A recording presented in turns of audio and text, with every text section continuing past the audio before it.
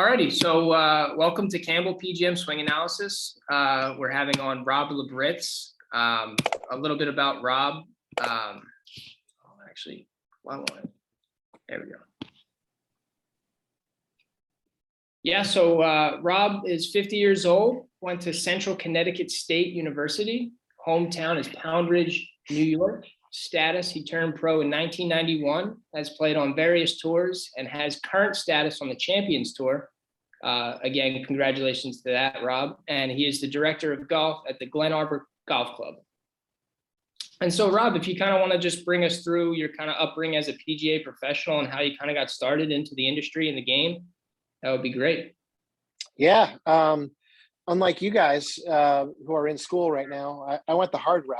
I actually had a scholarship. First of all, hello, and thanks for having me on. Shay, nice to meet you guys. Before we dive in, really honored to do this. And if I can, help anybody in any way, I promise I've been through a lot and here to just, help anybody that needs help on their journey. So, feel free to reach out because everybody's journey is different and everybody needs a little bit of help. So that being said, thank you for having me on. I found the PGA of America through my mom. My mom actually told me about it. I had a golf scholarship to college. I lasted a semester and a half because I found it way too easy to skip class and hit golf balls.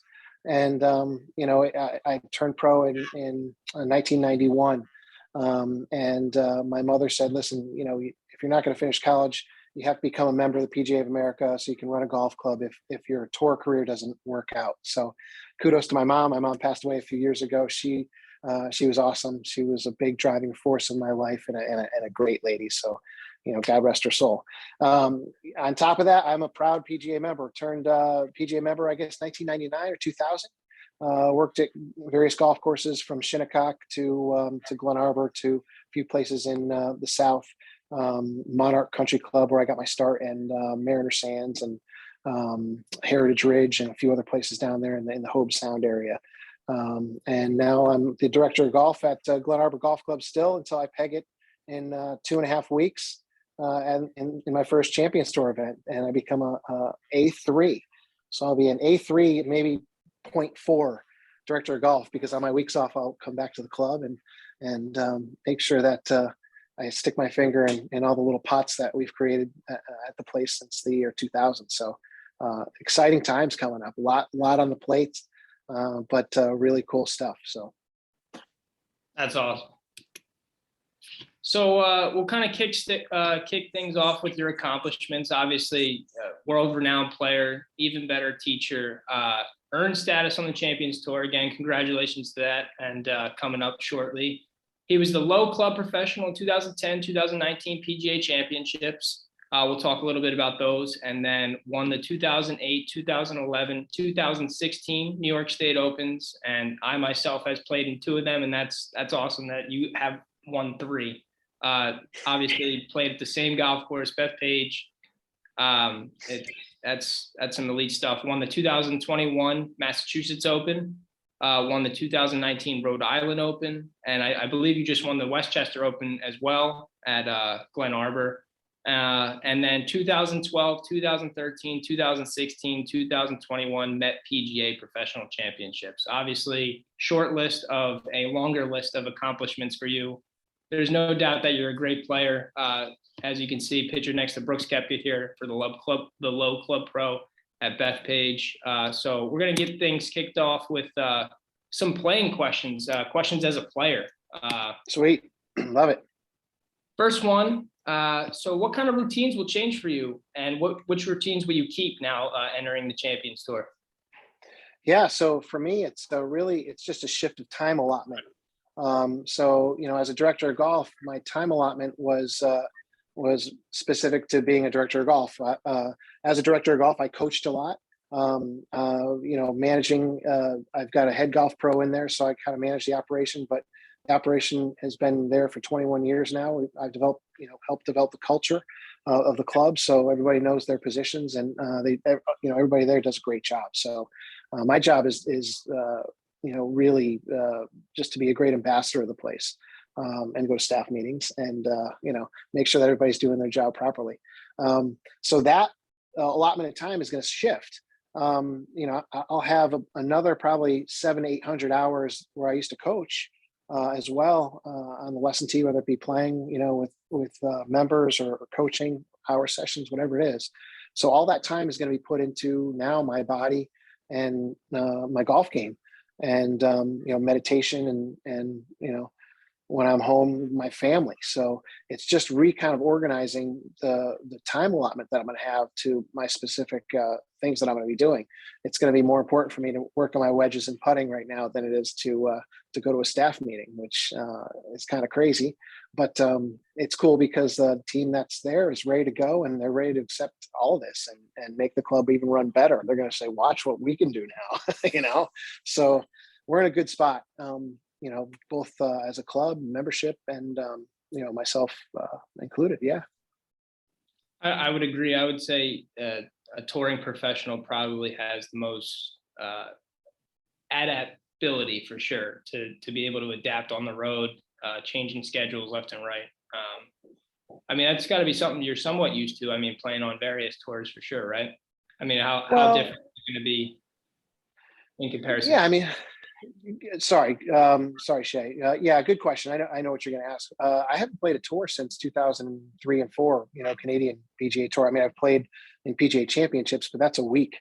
Here I'm. Now I've got 26 weeks, which I'll probably grow into 31 weeks because I plan on qualifying for the U.S. Senior Open, the U.S. Senior British, and the Charles Schwab Cup. So that'll be another 5 events at the end of the season. So. It's really just finding now, how to balance being on the road and all my different things that I have to do pro-am wise. I've got to play in 2 pro-ams, I think, a week. And then I got to play 3 rounds. And then in the majors, I play 4 rounds. So there's a lot of golf that's going to be being played. A lot more golf than I'm used to playing. I can be honest with that. Even though I've won a lot of tournaments, I don't put a ton of time into it, but I do put time into it. It's just not going to be the way I will be able to put time into it now. Absolutely. That's awesome. So following that, so after playing in 8 major championships, what do you think the main difference that you see between the best players in the world versus the best club professionals that kind of come out of our industry? Yeah, it's confidence. And, the touring professionals do it week after week. So there's a shot of me at I think probably in South Carolina, and I'm there for a week. Obviously, if I play well for 4 days, it might go into 2 weeks, then maybe another couple of weeks here and there. But it's not like you're going to the next tour event. So the club pros then go back to their jobs, which are staff meetings and taking care of our members, making sure the golf experience for the people that walk through our gates is world class, right? So, that's our job, that's our focus. And then, the guys go on tour next week and they're working on another shot that they're learning, from another guy or from some veteran that they played with. And you know what, they're putting another, week's worth of work on just that shot. So you can see where the scale kind of just goes as exponentially as people practice more and more. So, that's the difference. Our time is allocated to make great golf experiences for our members and our guests, depending on what type of club you're working at, whether it be private or resort or semi-private. But yeah, and then we got to get our game ready to go try to compete against those guys. So there it is. What kind of expectations do you hold yourself to when you show up to a major championship as a PGA professional? I've always wanted to win, and listen, I know in the back of my brain that I don't have the practice time. So there's that confidence thing, right? Behind me. So, I set a second goal of saying, okay, I can always top 15 it. And I was close in 2010. I had a really bad 54th hole. I had a quad or something on my 54th hole. We were playing great at that point. I think I was like 5 or 6 shots off the lead. Going into the last round and made a quad on my last hole. So that kind of took the wind out of the sails. But yeah, it's just confidence, Gotcha. So following that, what is the biggest self-discovery you've made in your game? It's more, rather than putting the physical practice in, which I'm going to put a lot in, is putting the mental work in. Putting in the I call it envisioning things. I sit and I envision things. I see things happen in the future. I try to really see myself doing the things that are along the path that I see myself going on, and I see that stuff to a pretty great detail when I sit there, and it's my way of just kind of telling myself where I want to go. And so far it's been a powerful tool for me. And I became a huge, I can't say huge, but a bigger. I've always believed in God, and I'm a Catholic growing up. But he's become a bigger part of my life, as of late, and I'm going to continue that because I've had some spurts of him interjecting in my lifetime, and I've said thank you, and then I've kind of walked my own path again, and I think I'm going to start walking a little bit more with him a little bit. So, there's some things that have been changing, and as you get older, I'm 50 now. You just kind of realize all this stuff. I was a maniac when I was a kid. A maniac. I was, I was a maniac. Anything that you can imagine, I did.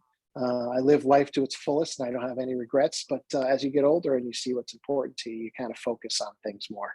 And I'm really focused on my golf game right now. It's kind of cool to be in this position. I've waited a long time to be here, and I'm here, and I'm going to make the most out of it. Yeah, no, that's a great feeling that obviously sets in for sure.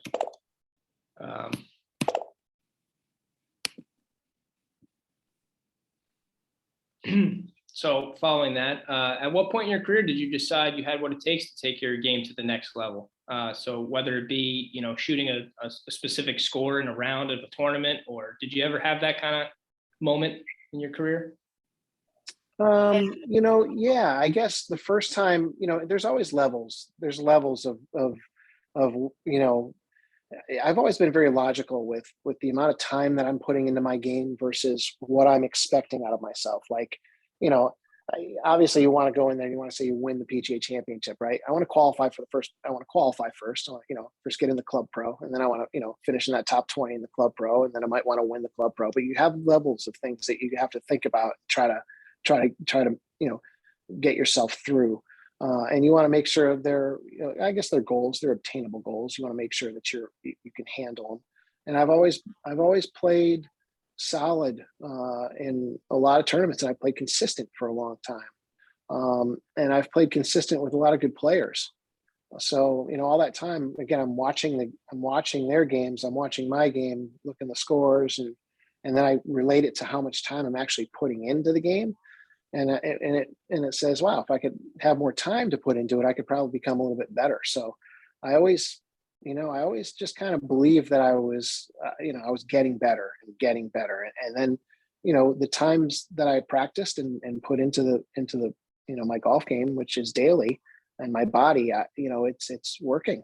So, I, I'm going to continue to do what I'm doing. And it feels like it's just kind of routine now. And, I can step it up a little bit more if I want, which will be cool. And we're going to see where it can take us. It's kind of cool when you get that routine going and you see yourself starting to succeed. It's like, whoa, this is cool. And then you just got to keep following that routine, maybe find a little more time here and a little more time there to maybe put into your craft. And I mean, for the most part, though, golf's a selfish game. I mean, what's it all about? It's about you getting a ball in the hole. I mean, it's like, it's the most. I have 3 kids, and I'm focused on myself. It's crazy. I'm in a weird dichotomy because I got a kid going to college. I've got 2 young girls, and I'm a father, but I'm also living this dream right now. It's I can't say overwhelming, but I have to make sure everything's prioritized. For sure. No, I mean, that's definitely, it takes time to balance, I'm sure. 100%. So what category could you see yourself leading on the Champions Tour? If someone were to come up to you and say, Rob, you're leading such and such category, which one do you see yourself leading? Well, there's a few right now that I'm doing well. I'm putting very well, and I always hit the ball pretty solid. So ball striking, I'm a good ball striker, and I'm still pretty long. So those three things, and I'm tirelessly working on my wedge game. so I'm going to keep just kind of on that path and see how good I can get. And I'm going to watch a lot of those guys out there too. That's going to be the other side of me. I like to see it. I can see what guys are trying to do. I've been teaching it a long time. I can understand setups and different nuances and stuff. So it's going to be really cool to see how they get things done out there. So I'm going to be learning a lot as well. It's like me going to the teaching coaching summit for a year, Absolutely. Take it all in like a sponge. Right. That brings me to my next point. So who is the best golfer you've ever played with or seen play? Well, I've seen Tiger play. I've never played with him. I've played with a lot of great golfers, from Dustin Johnson to, Keegan Bradley to Tommy Fleetwood, Jason Duffner. I mean, goodness, there's so many guys I've played with. Webb Simpson. Who's the best golfer I've ever played with or seen play?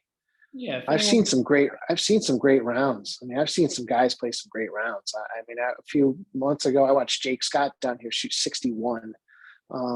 I've seen, and nobody knows who Jake Scott is. Here's a kid down here who's winning a bunch of tournaments.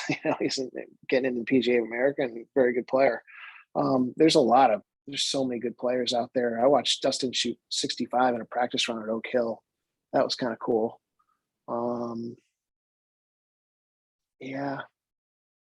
I mean, that's a pretty good list of names for sure. I know Matt said the best player he played with was Terrell Hatton. He said that man just never hit a bad golf shot. Isn't it funny? And he's the one guy who, he's so funny when he has his outbursts on there. You see how, you ever watched him? That's hilarious. Oh, it's great. Sure. It's great to see. He's like, it's really cool.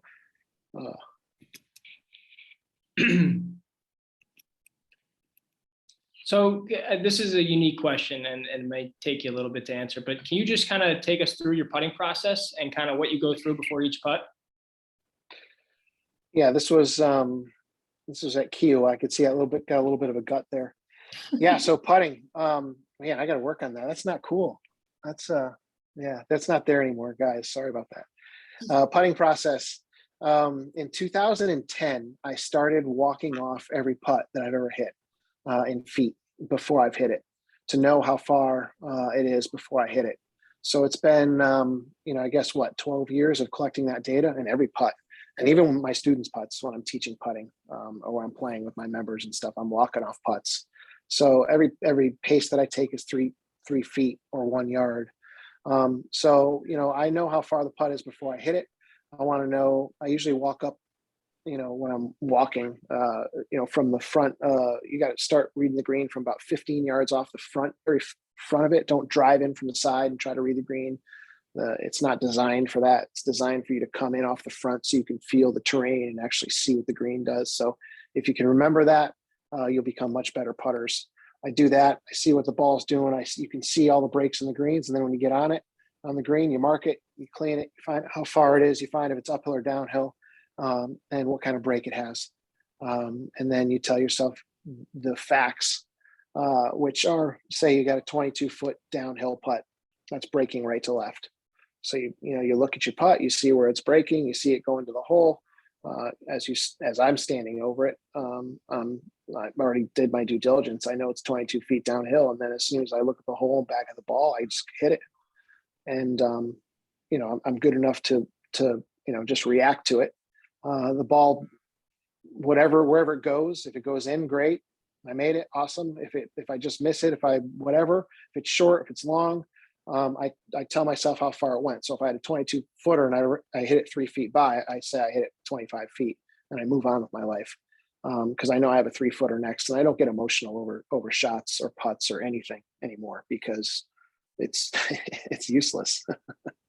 It's useless to be emotionally attached to any golf shot. Take it from me. Okay. If you can detach yourself emotionally from every golf shot for the rest of your life, you'll be so much better. So what kind of golf courses fit your game? Like with the likes of being low club pro at Bethpage and at Whistling Straits. Yeah, ball striking. Those were windy, long golf courses. I was a good ball striker, and I must have putted decently those 2 weeks. So there you go. Did you ever analyze your previous rounds at those two courses and see what you did maybe right that week or wrong in comparison to other majors you've played in? Yeah, I mean, I went over each round. I play each round in my next round in my head before I go to bed, and when I'm done with my round, when I'm eating lunch, I go over each shot. So, um, I know how far it is. I know if like I'm missing 3 footers or if I'm not hitting a fairway. The data's. I'm very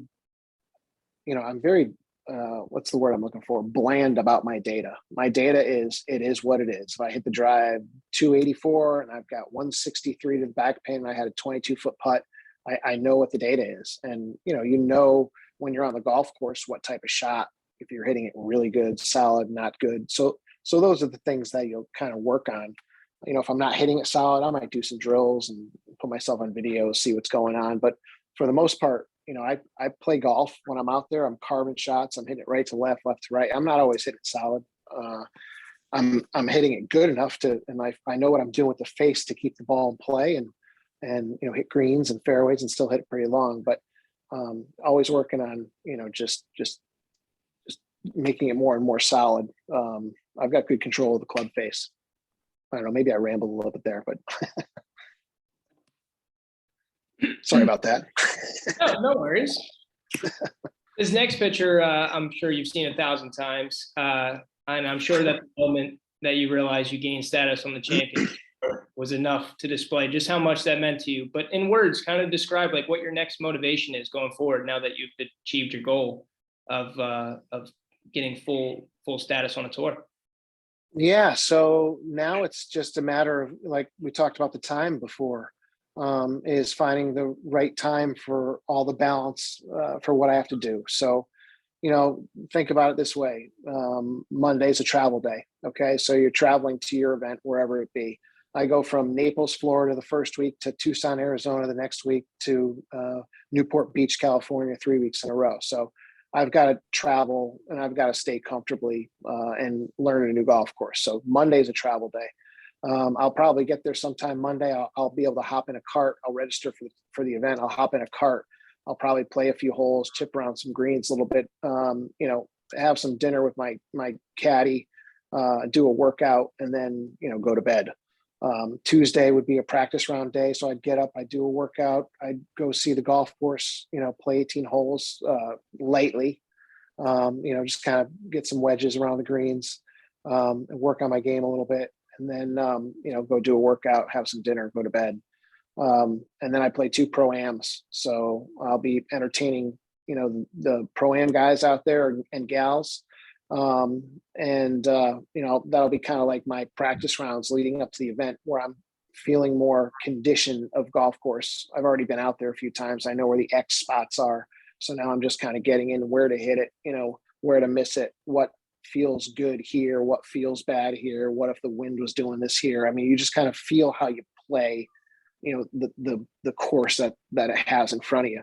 I'll do that for 2 days and then rip it on, Friday's the first day. There's no cut on the Champions Tour, which is cool, which means you just try to make as many birdies as you can. I mean, you go out there and you make as many birdies as you can. I'm going to try to birdie every hole. I'm still long enough out there and, I'll have a good short game. If I miss a green, I'll get up and down and have some fun, and try to make as many birdies as I can. I love the whole vibe of the Champions Tour. It's just got to be the best atmosphere to play in competitive golf. I mean, it has to be because everybody's so laid back and, I would say laid back. These guys want to win. I mean, trust me, they're the best in the game. They're out there still wanting to win. So it's just going to be really cool to be out there competing with those guys. It's awesome. So All right, what do we have here? Look at Well, this. this will be the first time our audience gets to see your swing, and so I'll let it play through once, and then maybe kind of just break it down and tell us what you do well, what you struggle with, and kind of all that good stuff. Yeah, so what I do well is I work on my setup every day. As you can see, I have a nice tilt to the right. It took me forever to learn how to do that. I did it every day for forever, and I work on my setup every day in a mirror for 5 to 10 minutes on my putting and my ball striking. So it looks like I'm trying to hit the ball a little bit lower here. Ball's back in my stance. I'm very calm with my lower body. I like to feel my stability come from my legs. I like to feel, the club swing just in a nice circle. I feel my head, my eyes stay really calm as I make the swing. I feel like I have great control over the club face. I can hit cuts, I can hit draws, I can hit high, hit it low. But here the ball looks back, so it looks like I'm trying to hit it lower. Good coil to the right. You see I'm, limited turn back. I just kind of unwind coming down. I fight sometimes getting a little bit ahead of it. I work underneath it a little bit sometimes, which causes me to hook the ball a little bit too much. So I work on, trying to kind of rotate around myself a little bit better with the ball a little bit more forward to kind of match it out a little bit. And the work I've been doing in the past few months has paid off. I played really, really well in the Q schools. I think I was 32 under for the 8 rounds, and then I played well in the senior stroke play. I was 11 under for 3 rounds. So, I've got good control over the golf ball. Starting to make some putts. I'm pretty long for 50. I can still get it out there 300 plus yards. There it is. Any questions? We'll look at it from down the line now. Down the line, let me see. Let's take a look. Divots look pretty good there. I like to feel myself just kind of like a second baseman. I can move in any direction, up, down. Looks like club's going back here. Looks like I'm hitting a little draw, like low draws almost. Yeah. Do you normally? Yeah, no, it's a good question. For the biggest part of my career, since the year 2000, I worked on hitting a draw until probably about 6 months ago, maybe 7 months ago. I'm trying to work the ball the other way now. So it's been a fun process of, I got to the point where, I constantly was fighting hook. So, I'm getting to the other side now where I can just start fading it. And then if I want to, I've patterned this swing for, oh my goodness, like so many years. But yeah, so good position at the top. I'm really loaded. I like to draw the ball. So I like the club feeling like it's coming from the inside. I would hit about a 3 to 4 yard draw every time. You can see typical draw position. You can still see the left arm, right arm's underneath it. Face will start to close. I like to release the club pretty hard with my hands at certain times. Right now I'm at the point where I'm using my body a little bit more to keep the club a little more in front of me. But this was the swing I was using for a long time to hit nice high draws. I was a really good high drawer of the golf ball. So here it is. That's it. A lot of tournaments won with that high draw. Love that. So talk a little bit about your feet. I can tell that your heels stayed down, kind of like John Rahm, kind of through the swing and through the hit. Yep. Yeah. So, so I'm 50 and I can rotate my body. This right here was, I was hitting draws. So I was allowing the club to swing pretty fast past the rotation of my body so that I could feel the face close. So that you can see how my arms and club are going a lot faster than the turning of my hips. So what I've been doing lately to get away from that and drawing the ball too much, the opposite is I've been really rotating hard with my hips and my body, and the club is just staying a little bit more tall. It's staying a little bit more up in front of me, and it's taking some of the draw out. My feet are still in the same position, although my right heel, you might see a little more space in it now, kind of popping off there a little bit more, because as you rotate harder, your feet become a little bit more active. So if you want to draw the ball like I do here, I used to hit a lot of shots with my right heel on the ground. I used to like to feel the club just release. I love that feel. For years I did. I wanted to draw the ball. And it's not that I don't want to anymore. I just want to, I want to make the ball go both directions. I want to have access to all the flags instead of just the ones on the left. Absolutely. So now I think we'll kind of jump into questions as a teacher. The first one I had for you was just over the span of 25 plus years of solid golf, how do you balance to stay sharp along with being a superb teaching professional? Yeah, it's what we talked about earlier. It's balance, finding the balance in what you like to do, and hiring and surrounding yourself with great people around you. People that have the same vision, people that have the same thoughts, or whatever it is, to make cohesive work relationships. And then keep your work relationships separate from your personal relationships too, because you don't want to cross those lines either. But did I scoot around that question?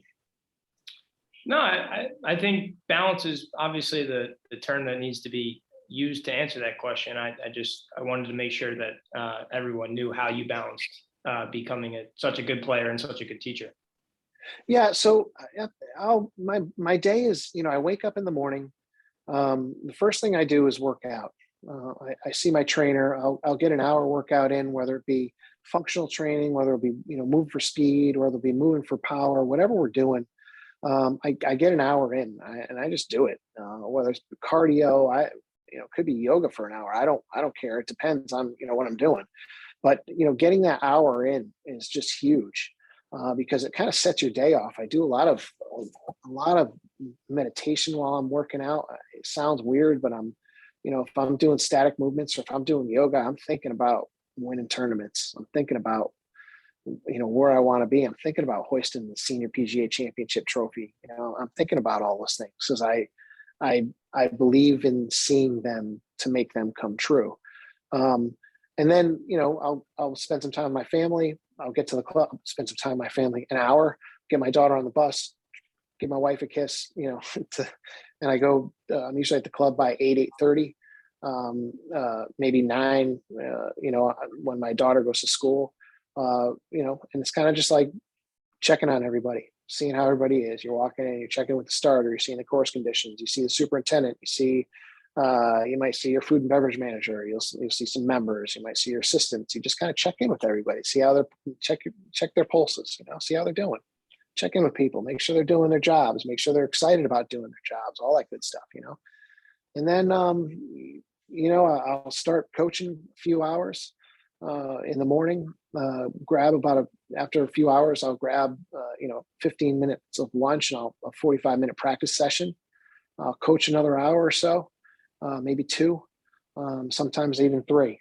And then I'll check on my team again. In that afternoon, I'm coaching 3 to 4 hours, but I'm also, anywhere between 1 and 4 hours, but I'm also practicing, checking on my team, make sure the members are happy, running out, playing a few holes with each group that's out there. I'll play 1 or 2 holes. I'll just kind of sneak in. They look forward to that, so I'm moving all day long.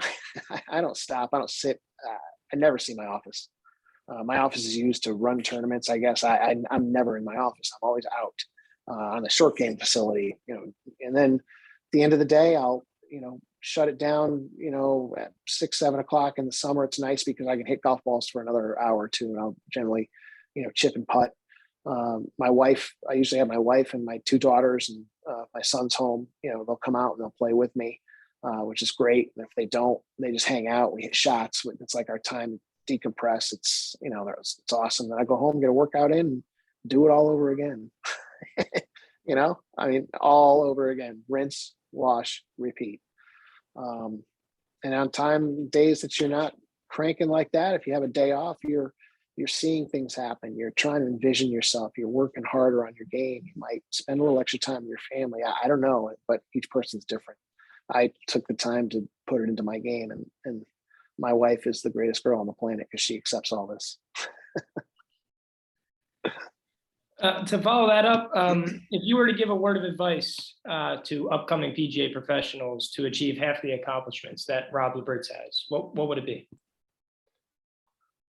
just see what you want to do. You guys, all of you guys are, you're all individuals. You can all do anything. You just have to see yourself do it and work towards it. And you can't get distracted.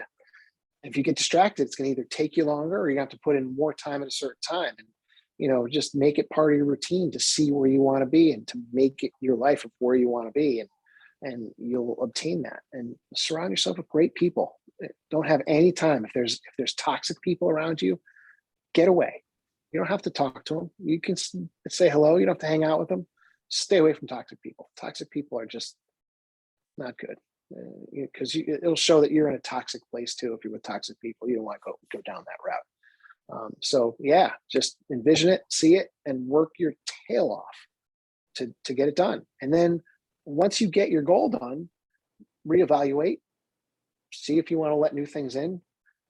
Tell people to obtain their goals as an individual before you take a partner on. Okay, that would be another good one. Get your goals first, then take somebody in. Don't try to obtain your goals with somebody. It's just tougher because you're not focused on your goal. You're focused on your goal and somebody else's goal, which takes your focus away from your goal, which anytime you take focus away from your goal, it's not going to be good. So that's great advice. And then final question, just how do you continue your education as an instructor, either day in, day out, or year to year? How do you continue growing as a teaching professional? I'll show you this. Where is it? It's right here. So now I get to go on the other side of teaching, right? So I've been teaching since 1991. I'm 500 to 1,000 hours a year, right? Ridiculous amounts of teaching. 30 years. It's 30 years. I take all that teaching, all those people that I've played with.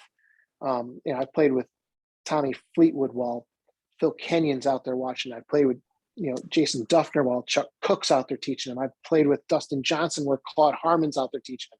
So, I mean, I'm